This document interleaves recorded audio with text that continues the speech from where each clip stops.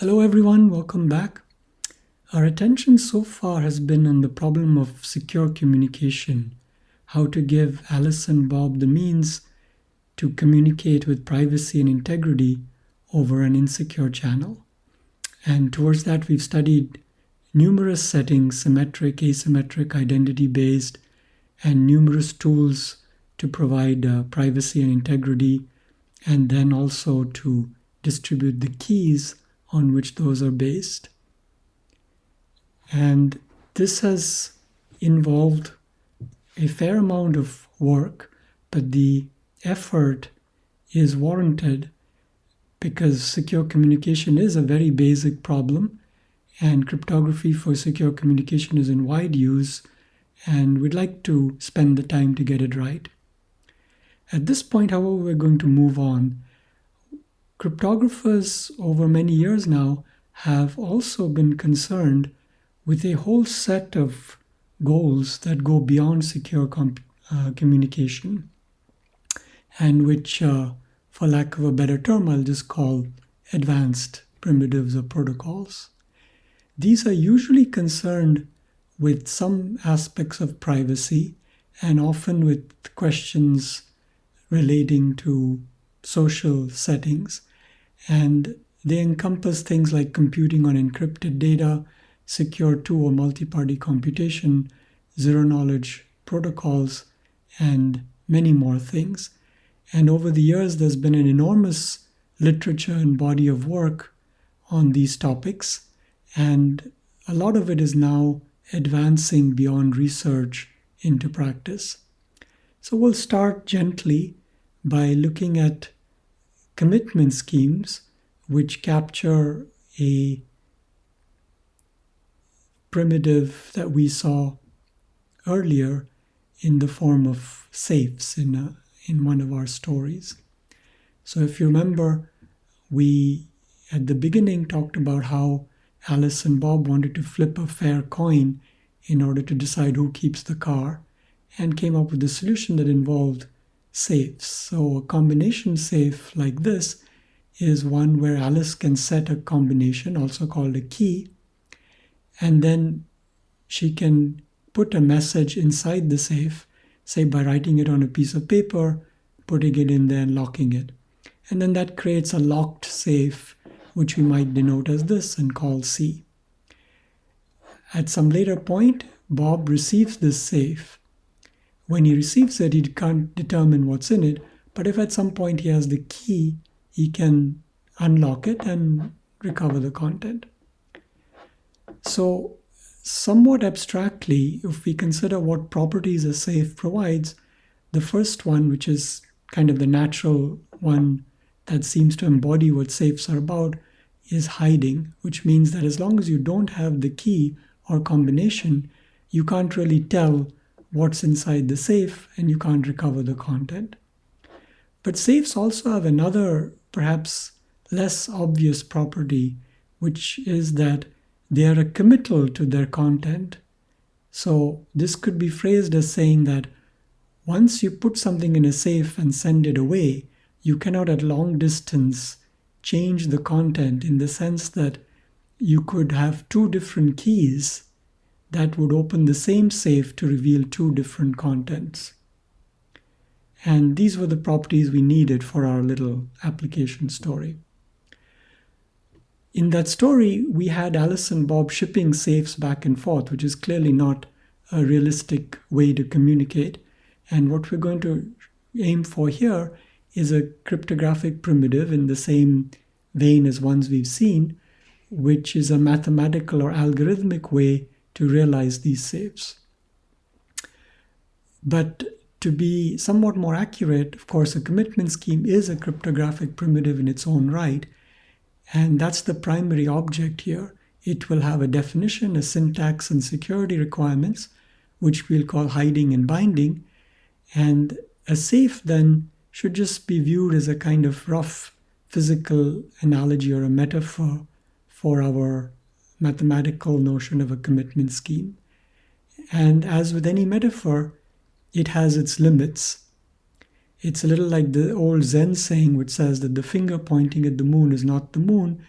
In the same way, it's good to not take the analogy too far, but rather to understand this in terms of the definition of commitment schemes, with safes just being kind of a rough intuition for what they cover.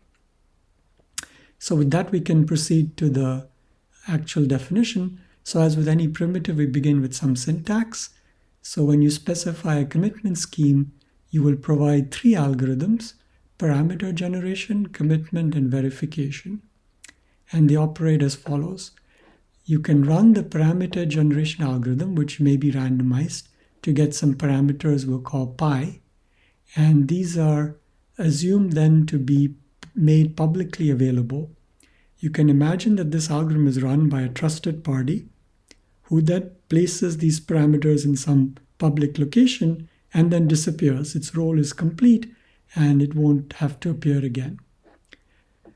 Now, a party that wants to commit to a certain message M can run the committal algorithm, which takes the parameters and will produce two things. One is the ciphertext or committal we call C, and the second is the key that effectively unlocks this committal. So if you want to think in terms of the safe analogy, it's like saying that you are setting the combination to C, to K, while at the same time putting the message M in the safe, and that filled safe is represented by this committal C. At the other end, once this safe is created, it might be shipped to someone, and the operation they'd like to perform is to verify that the content of a safe or a committal is what it's claimed to be. So they will be in possession of the committal, a claimed message M, and then the opening key that's supposed to prove that C really contains M. The verification algorithm will return a Boolean decision as to whether it thinks all these things match up or not. And again, if you think about the physical analogy, it involves something like opening a safe, but there's no such concept here. The verification is a single monolithic object, and we don't have any concept of unlocking something. Before any security requirement, there's of course a correctness one, and that says that for all possible values of the parameter, if you take a message, you commit to it to get the key and the committal, and then you verify that committal with the message here and the key that emanated here, then the verification algorithm will accept. As with many or most of our definitions involving messages, there will usually be some kind of underlying message space which may be restricted depending on the scheme, and correctness pertains to that. Okay, so we turn now to seeing what security would mean, and here we have two requirements. The first is the hiding one, which says that if you create a committal to some message, then your adversary will not be able to determine the message as long as you don't give them the key that accompanied that creation. However, in keeping with our prior philosophy, we're going to formulate privacy here in a very strong way, but also in a very familiar way, using this left or right indistinguishability notion, so that what you see here looks very similar to our definitions of encryption and hence should be relatively familiar. So we'll have a game called hide, parameterized by the particular choice of commitment scheme whose security we're trying to measure here. The initialize procedure will run parameter generation to get parameters, which is what's returned to the adversary. And it'll also pick a challenge bit B internally. The adversary has access to this left or right procedure LR and can provide a pair of messages M0 and M1. What the game does is run the committal algorithm on either M0 or M1 depending on this choice of challenge bit. That will generate for it the committal and the key that would open that committal. The game discards the key, never uses it, and it provides the adversary the committal as the response to Oracle query. The adversary may call this numerous times, gather a bunch of committals, and now it's going to ask itself, was it the left message that was being encrypted or the right? And it'll output its guess, and finalize will take that and return true if it matches the challenge bit and false otherwise. This is the guessing style of the definitions. And so when we come to define the advantage, it's not the probability that the game returns true, but 2 times that minus 1. And as usual, the subscript is the scheme, the superscript the name of the notion, and the argument is the adversary.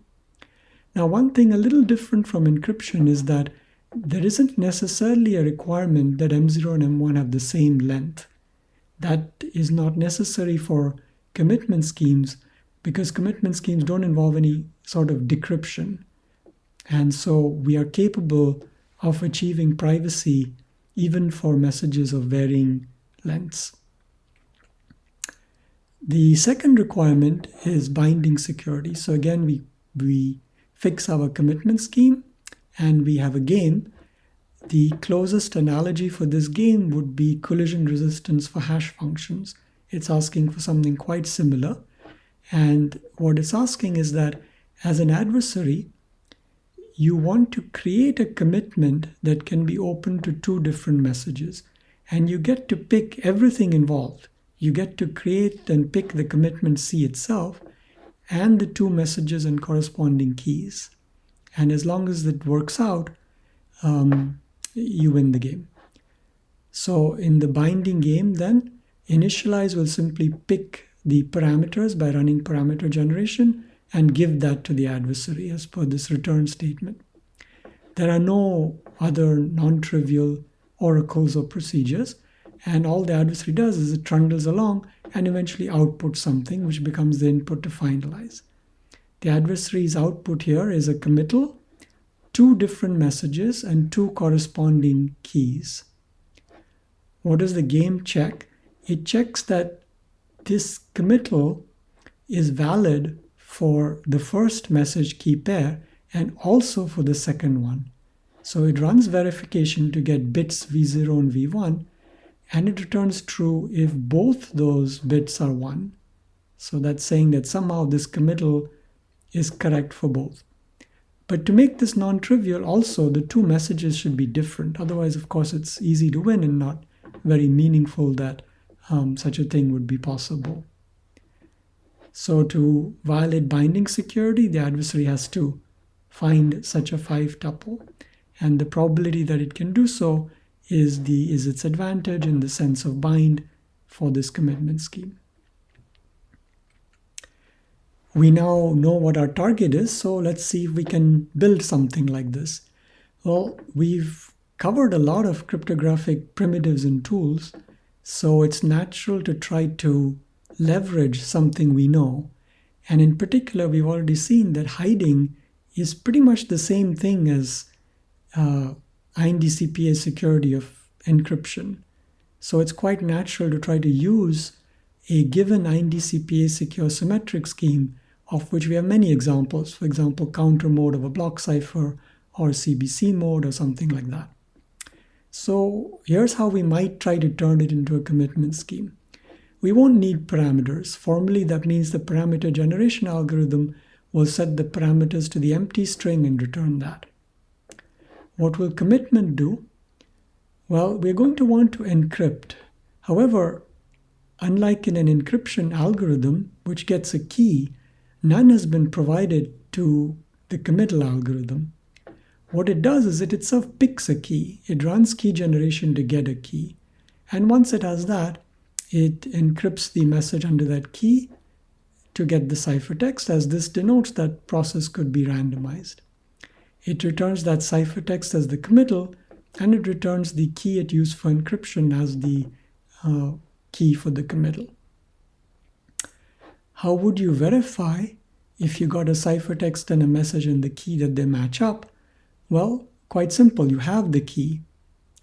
So what might you think to do? Why don't I encrypt the message using this key and check if I get the ciphertext? Would that work?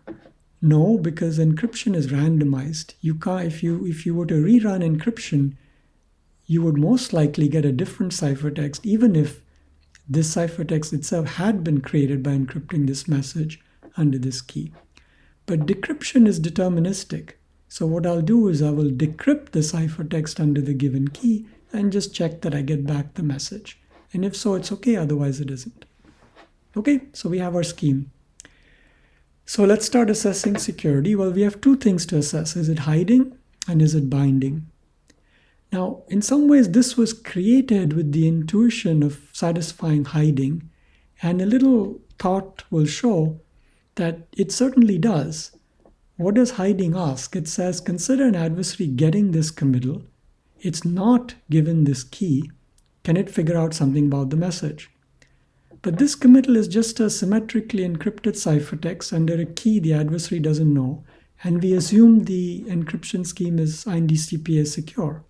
So we have a pretty direct sort of tie to the security encryption scheme, and that would guarantee that our committal scheme here does satisfy hiding. And if you like, you can formalize and prove that statement.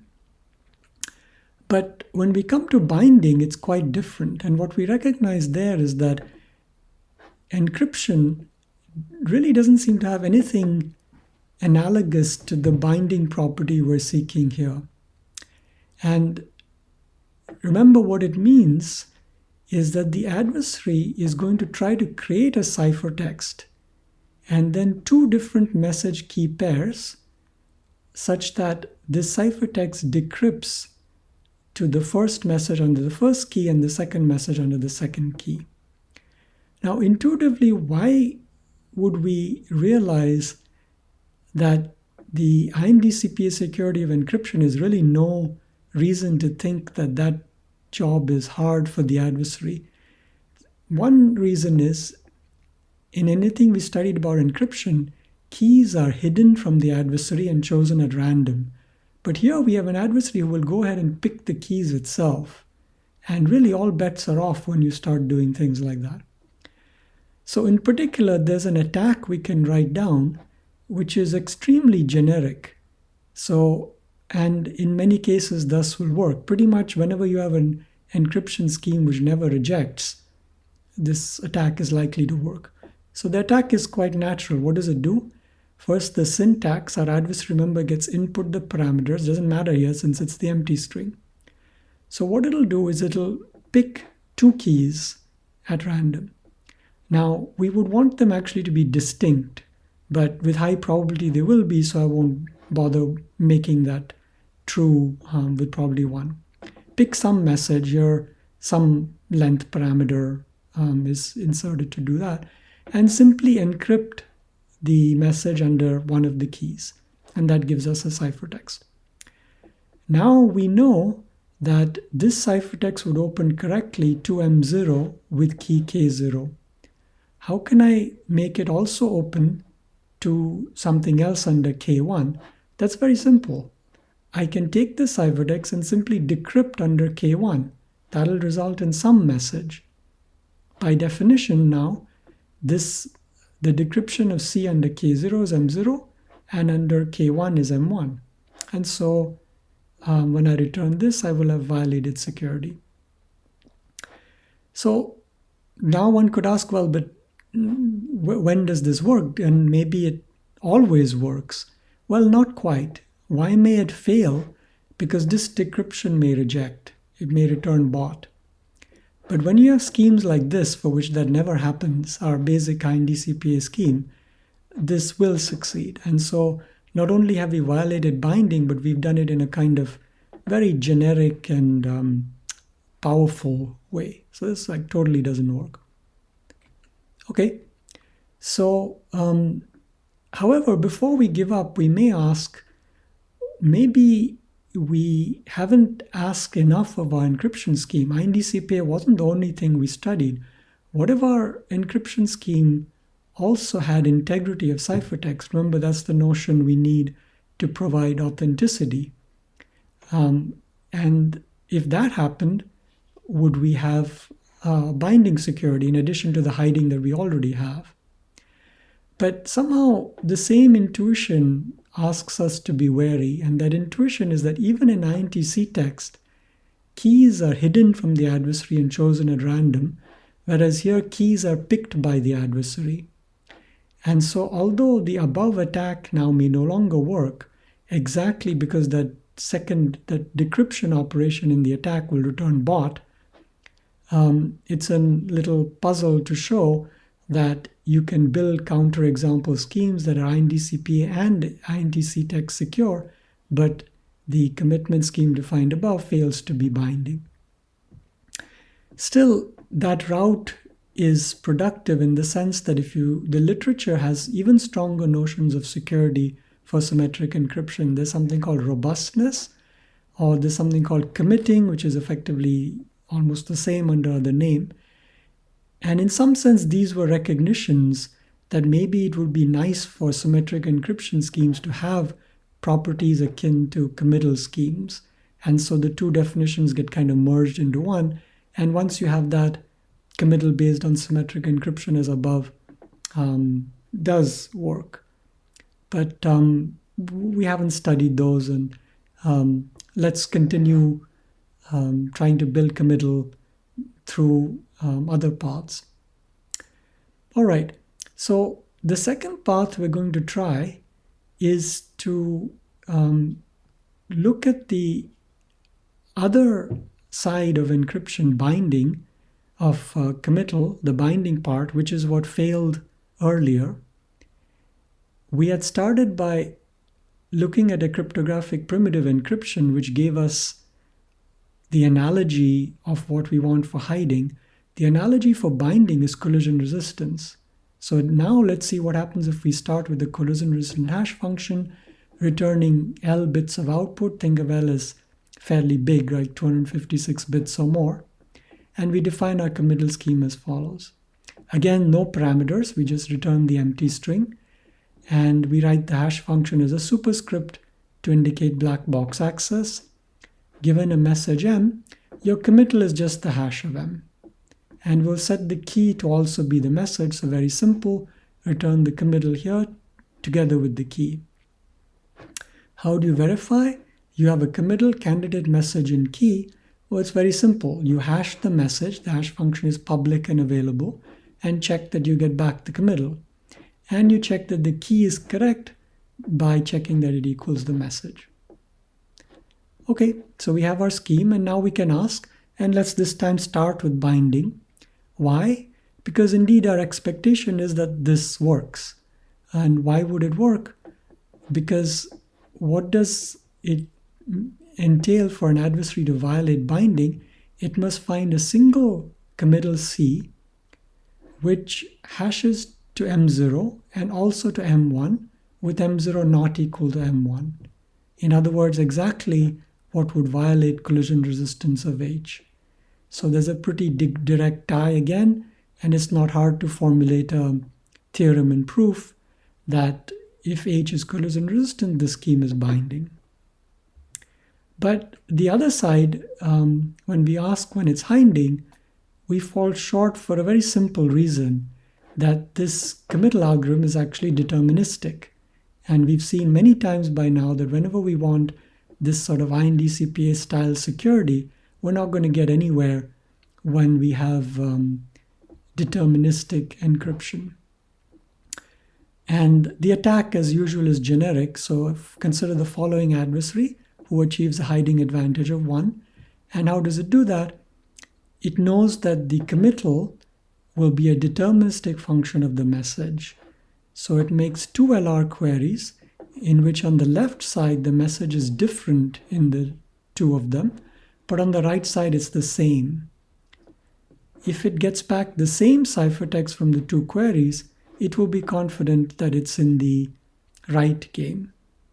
If it gets back a different one, it's not guaranteed, but relatively likely that it's in the left game, because possibly the values of H on 0 and 1 collided, but most probably they didn't, since the hash function is collision resistant anyway.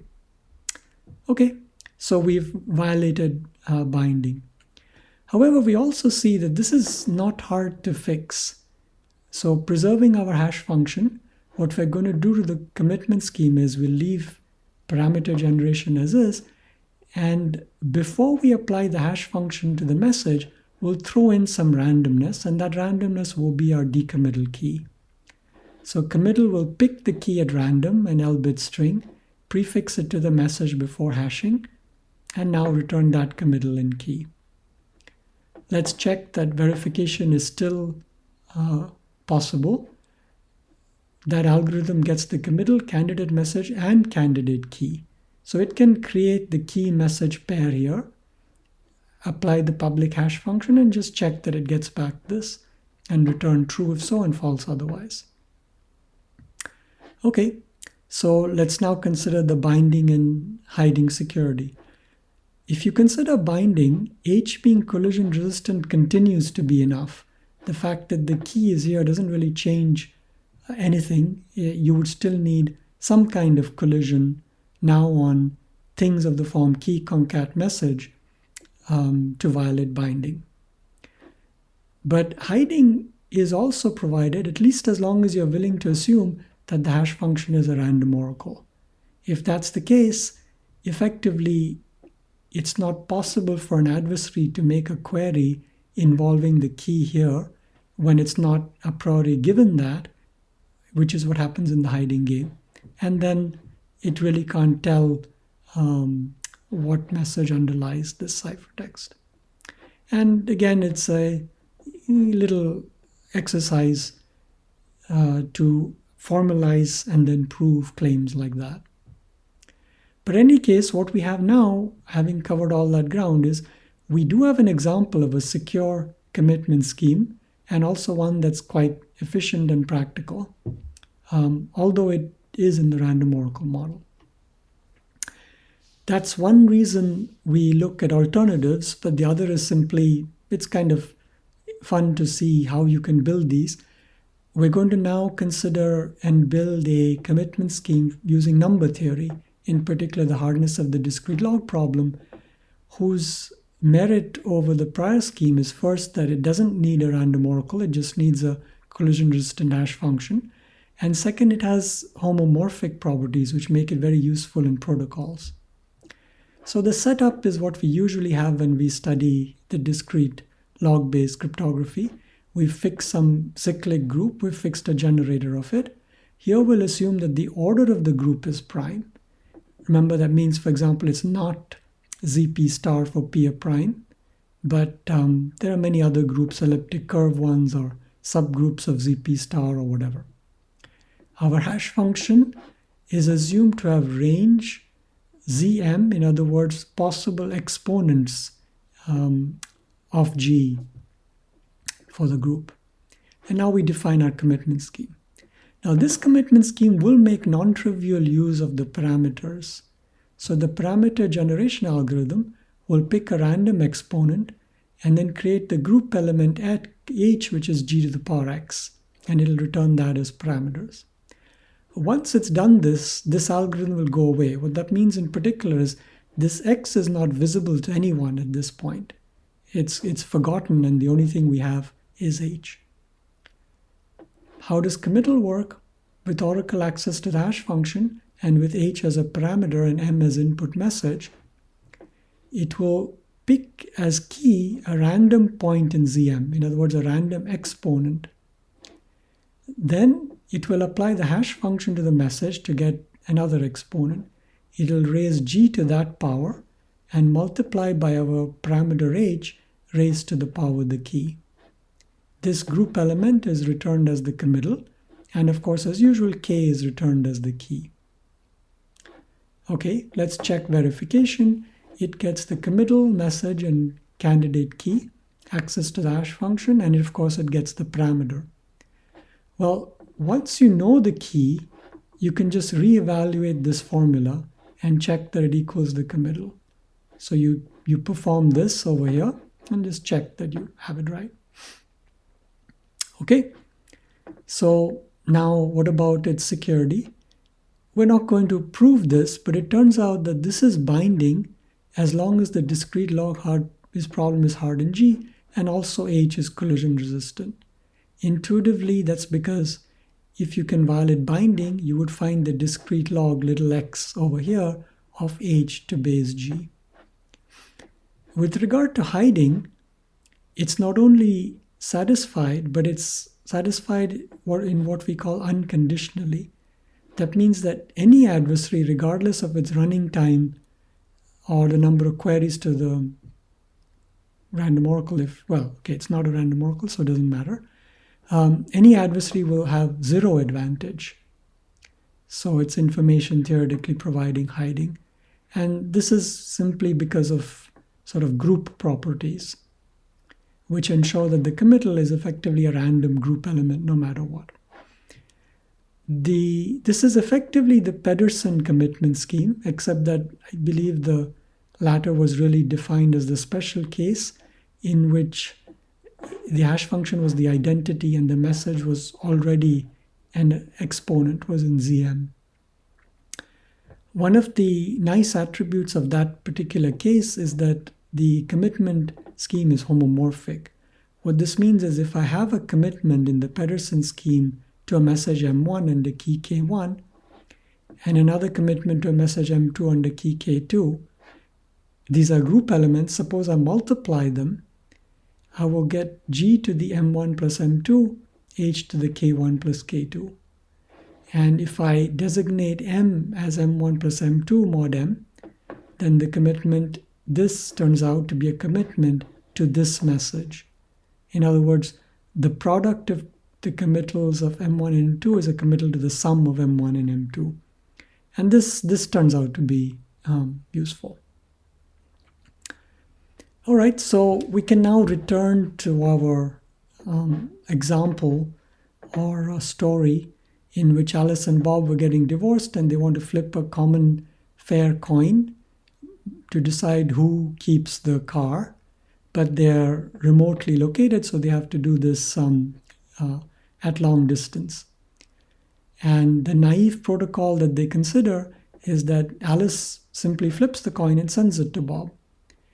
And the reason this is not desirable is that Bob doesn't trust Alice to have actually flipped a coin. He's worried that she simply set the coin to be whatever she needed to get the car. So we discussed how to solve this and allow Alice and Bob to get a fair coin using safes, but that's rather a bulky object to consider actually communicating. So now we'll see how to do it with a commitment scheme in place of these safes, and thereby realize a protocol you can actually implement and execute over the internet. So we'll let CS be our commitment scheme. We'll assume parameter generation has been run, and Alice and Bob are in possession of pi, the parameters. Alice begins by picking a random bit A. This isn't the common coin. It's just a step in the protocol. And she doesn't send it to Bob directly. Instead, she commits to it. She runs the committal algorithm on A to get the committal and the opening key. And then she sends that committal over to Bob. Bob receives that and kind of shrugs. There's nothing much he can do with a committal. He now picks his own random bit B and sends that over in the clear to Alice. Our intent at this point is to define the common coin to be the XOR of Alice and Bob's bits. To realize that, however, we still need to show Bob what Alice's bit A was, and we need to have Alice prove that she isn't cheating. The way that happens is Alice now sends over her bit A and the key, and Bob runs the verification algorithm of the committal scheme on the committal received earlier, the bit of Alice A as the message, and this opening key, and checks that it accepts. And if that's the case, then he sets the common coin C to be the XOR of A and B, and otherwise he rejects. And Alice, of course, could have created that common coin over here. So now we want to claim that this kind of works in that it gets Alice and Bob a fair coin, meaning neither of them can control it. Of course, exactly what we mean depends a lot on the definitions and precise goals here, but roughly speaking, we might argue as follows. We first consider that Bob is trying to dictate the outcome of the coin and set it to be what he wants. However, if he doesn't know the value of little a, at the time he picks B, he's not going to be able to do that. So if Alice is honest and picks little a at random, and if Bob doesn't know what little a is at the time he picks B, C will just be a random coin. So, and that's regardless of how Bob picks his bit B, which he needn't do this way. So what this security relies on then is that this committal is hiding, and Bob indeed doesn't know what little a is, and hence cannot pick little b depending on it. Why can't Alice control the coin and make C come out to be whatever value she wants? Well, to do that, she has to pick little a depending on what B is. And she does know what B is, she gets it here. So you might think that since she has to send A later, she could pick little a to make this outcome whatever she wants. The problem is she can't because she's already committed to little a.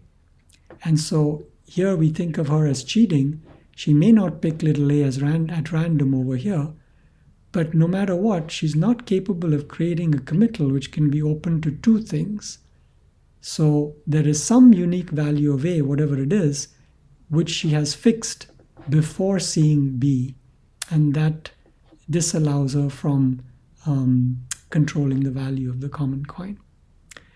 Now that's just one application of commitment schemes. Actually, in cryptography, there are many of them, including zero-knowledge proofs and other things. So we might meet these things again.